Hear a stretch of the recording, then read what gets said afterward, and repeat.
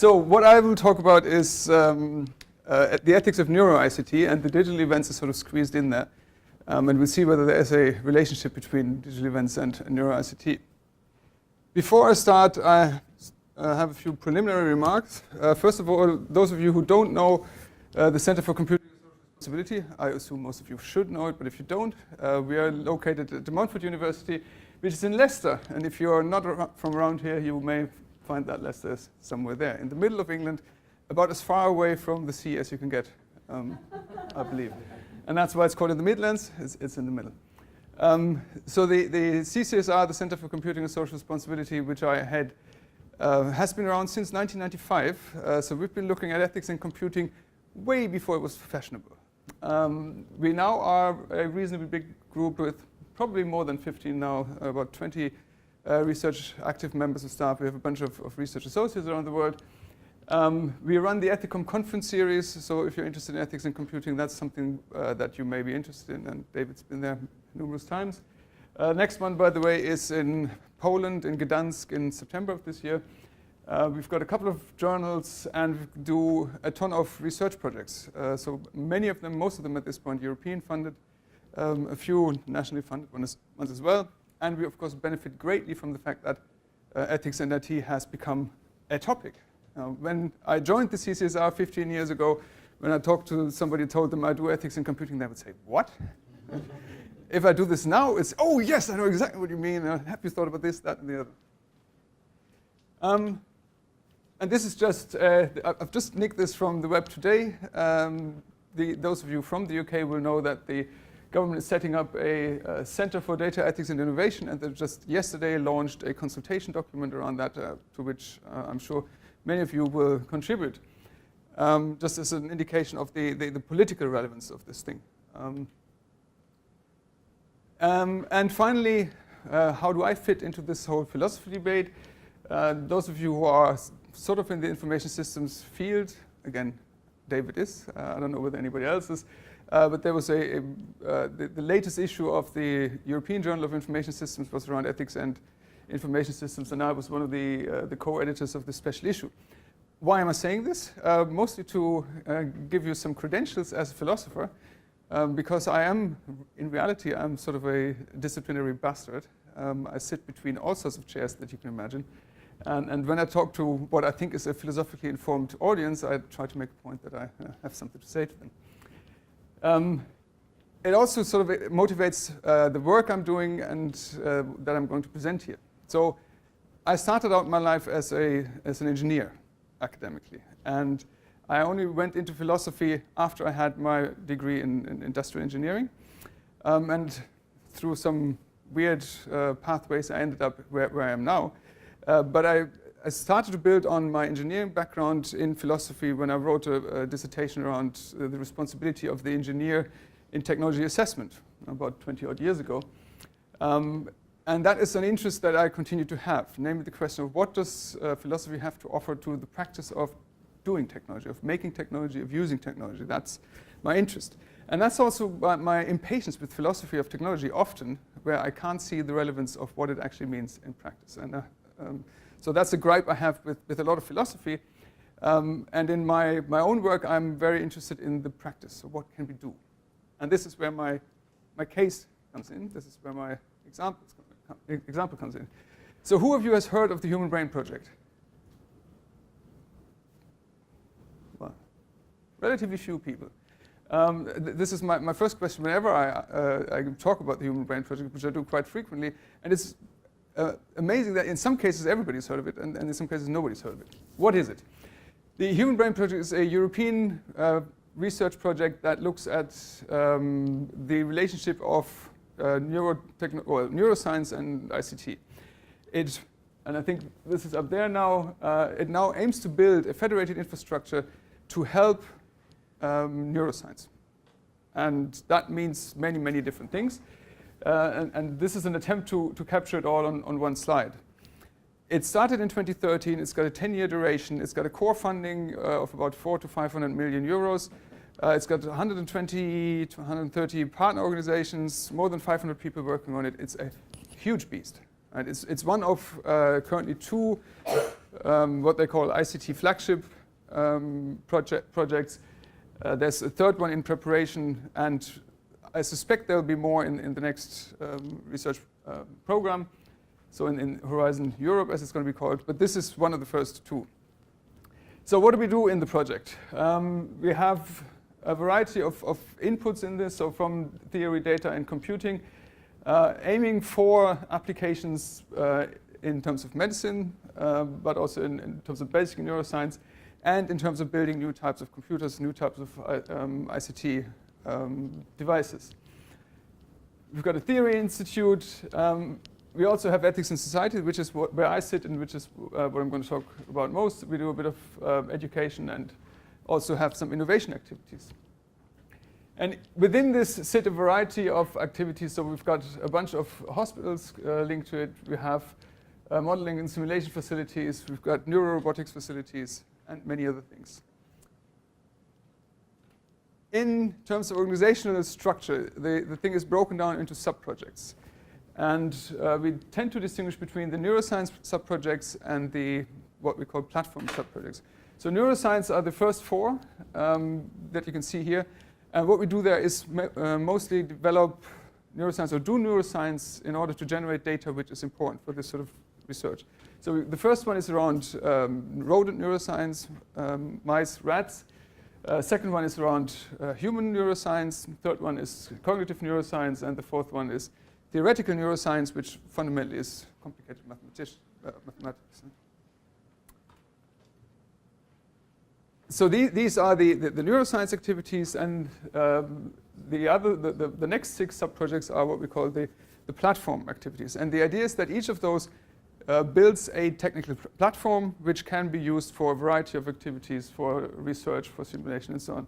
So the first one is the neuroinformatics platform. This is where the idea is that all the data generated will be integrated, will be annotated, will be curated, and will be made available to whoever wants it. Number 6 is simulation sits. So this is from the original idea of the project. That was the heart of the project. It's about using our understanding of neuroscience and the data that we have to simulate bits of the brain, bits of mouse brains, bits of human brains, maybe at some point an entire human brain. And what that would mean is possibly something to be explored here. 7 is high-performance computing. So we've got a whole network of supercomputer centers now that work with us. 8 is medical informatics. This is about gathering patient data for research purposes. 9 is neuromorphic computing. This is, in some ways, probably the most cutting-edge technology-wise. So this is building fundamentally new types of computing architectures which are based on neuroscientific understanding. And finally, we've got neurorobotics, where the idea is we bring all the brain, the understanding of the brain back into the world by having robots that are based on controllers that are informed by neuroscience. So you can see there's a lot of stuff happening here, right? One of the things that was clear from the outset is that there was going to be a lot of ethical concerns related to this project, and therefore we have one sub-project, which is the Ethics in Society sub-project, that has the task of implementing what we call responsible research and innovation. If you are in the European funding field, you will have come across responsible research and innovation. This is something that the European Commission calls a cross-cutting theme. So all research should be responsible, and they have some ideas of what that means. So from the European Commission's perspective, it's mostly these 6, what they call pillars. You have to do these things, so you have to have public engagement, you have to think about gender equality, there should be science education, there should be research governance. From the UK perspective, and that's the one that we've actually adopted in this project, or we've adopted a combination of these two, but from the UK's perspective, it's the 4 things on the outside. It's about anticipation, reflection, engagement, and action. So the idea is that in order to be responsible in your research and innovation activities, you need to think about the consequences, you need to reflect on what you're doing, how you're doing it, you need to engage with your stakeholders, and you need to do something accordingly. A different way of showing that is this one. So these are the same. So that's the UK EPSRC interpretation, sometimes called the area framework. well, that's actually not the area framework, but something similar. So, but same thing. It's about anticipation, engagement, reflection. So what do we do in practice? We have a partner who does foresight. We have the foresight lab, who are based in King's College in London. And they look at what are possible consequences of the work we're doing. And they've looked at particular areas. So they've looked at questions of data federation, data protection. They've thought about what does it mean to identify disease signatures, and what could a disease signature be in a brain, and how would that translate into the way medicine, for example, is done. They've thought about possible future impacts of this sort of research in IT and robots. And we've also worked extensively on the question of dual use. Then we've got a group that looks at philosophy and neuroethics. So this is a group based in Uppsala in Sweden, and they're interested in basically, well, general philosophical questions around what happens in the Human Brain Project. They started out with looking at the question of what is simulation, what does it mean, what can you do, what are the limitations. And in recent time, they've very much focused on questions of consciousness. How does neuroscience relate to consciousness? And that's, of course, a question that neuroscientists also ask themselves. And there's an interesting debate between the neuroscientists, the philosophers, and also the computer scientists who build AI sort of stuff to try to find out what is consciousness.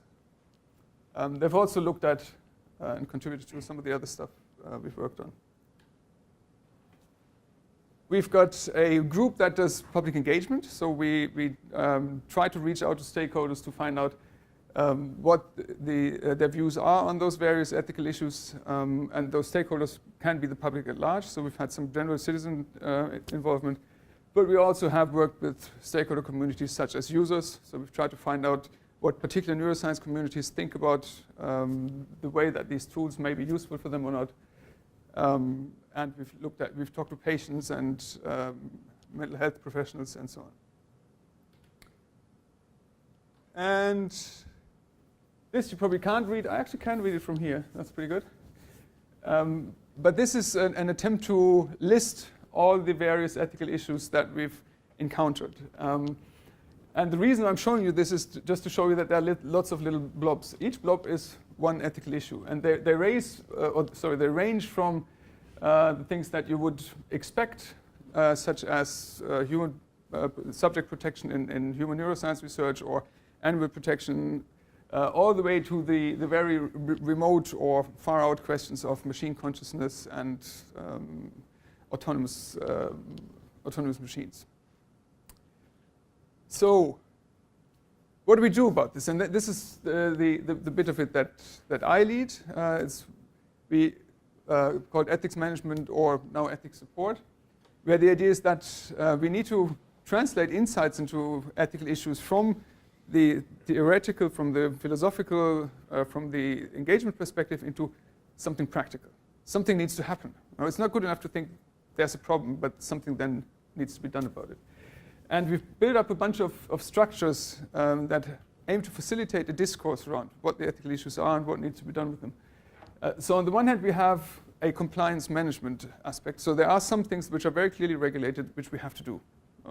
At the moment, the most prominent one is data protection. The GDPR came in a couple of weeks ago. We all know that that has manifest consequences for how we can deal with data, and that's something that needs to be done.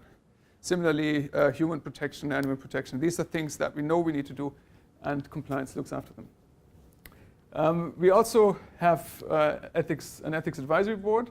These are external experts who work with us and they're experts on the various components of the ethical issues that we have.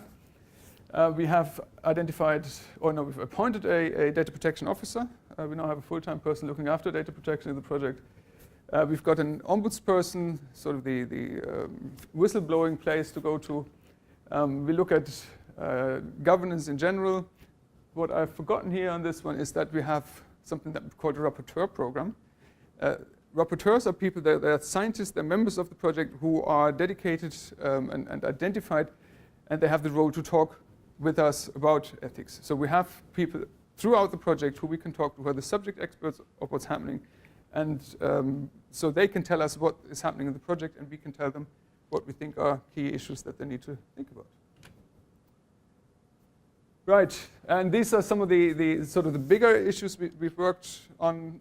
One of the mechanisms we have in order to highlight key concerns are we write opinions, and we've written one around the first point, around data protection and privacy in particular.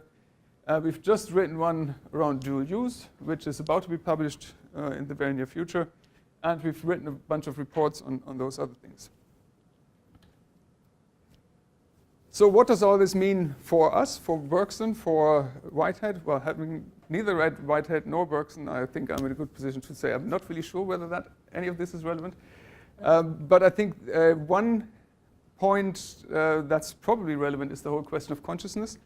And actually next week there's going to be the first pure scientific conference of the HPP, which is going to be around the concept of consciousness, which actually brings together experts from the various fields. So we have some very high-ranking neuroscientists there and some very senior philosophers, and they'll try to talk about the fact whether they mean the same thing by it. And my very strong suspicion is probably not. They have very different views on this. We had an internal science conference of the project about a month ago. And when I say internal, just to give you a feel for the size, this was an internal working meeting with about 150 people there. Where we also had a bunch of presentations around the question of consciousness. And not even the neuroscientists among themselves agree on what that might be.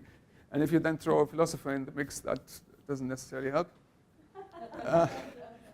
But of course, it's an interesting topic, and of course, it makes a lot of sense in the context of this project to talk about what we mean by consciousness. And arguably, it's something that the brain does. It's a characteristic of functioning brains that a consciousness is linked to them, whether it's caused or emerges or whatever. So understanding or having a view on what it means is certainly desirable.